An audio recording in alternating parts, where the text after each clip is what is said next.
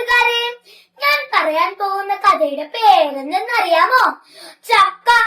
വെറുമൊരു ചക്കയല്ല, നല്ല ഒന്നാന്തരം ഒരു വരിക്കച്ചക്ക. നമ്മുടെ കുഞ്ഞായി മൂപ്പരുടെയും മത്തായി ചേട്ടന്റെയും പറമ്പിന്റെ ഒത്ത അതിരിലാണ് ഈ വരിക്കപ്ലാവ് തല്ല ഉയർത്തി നിൽക്കണത് ട്ടോ. ഈ രണ്ട് വീട്ടുകാരും നല്ല സ്നേഹത്തിലായിരുന്നു. ഏതുവരെന്നറിയോ? കഴിഞ്ഞ വർഷം കുഞ്ഞായി മൂപ്പരുടെ വീട് പുതുക്കി പണിയണ വരെ. പിന്നെയോ ഇവരുടെ അതിരിൽ ഒരു ഉഗ്രൻ മതിൽ പണിയണ വരെ.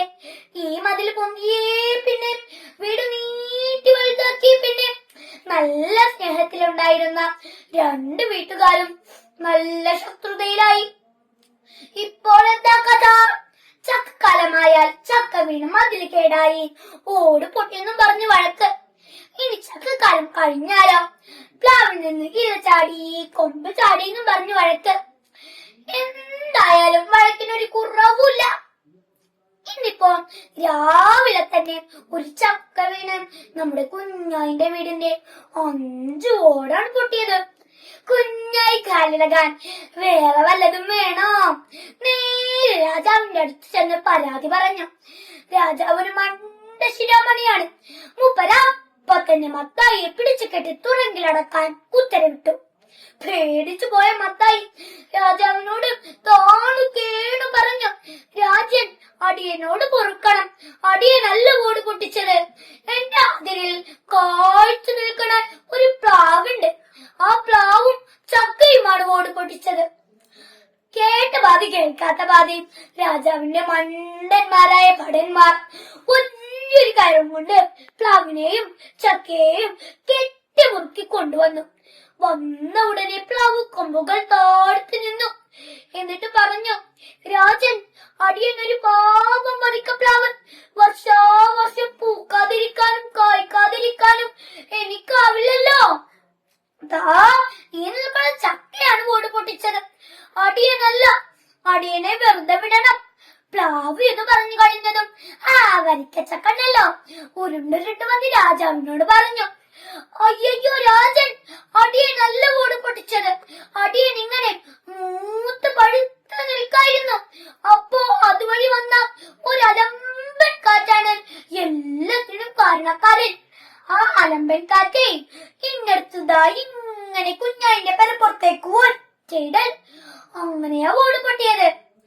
ഉടനെ തന്നെ ഭടന്മാർ കാറ്റിനെ കെട്ടി വലിച്ചു തുറങ്കിൽ കൊണ്ടിട്ടു. എന്നിട്ടാ വലിയൊരു പൂട്ടും കൊണ്ട് വാതിലങ്ങോട്ട് പൂട്ടി. അപ്പൊ പിന്നെ കഥ എന്തായി?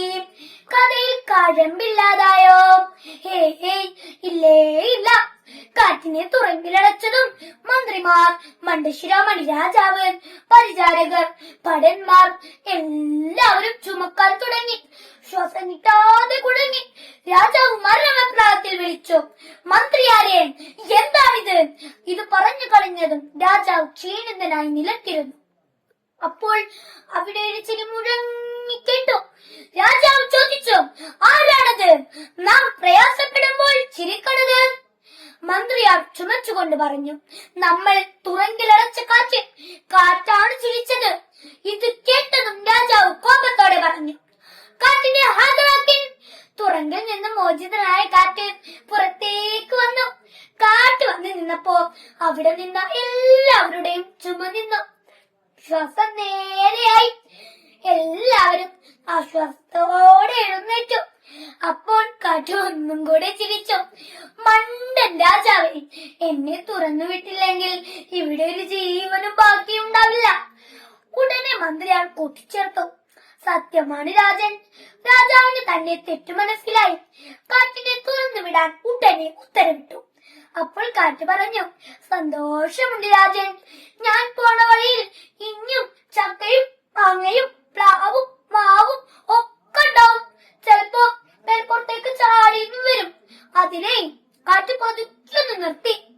എന്നിട്ട് പറന്ന് പൊങ്ങിട്ട് പറഞ്ഞു, മനുഷ്യന്മാരെ, നിങ്ങൾ അതിലും ഒന്നും കെട്ടാതിരുന്നാൽ മതി.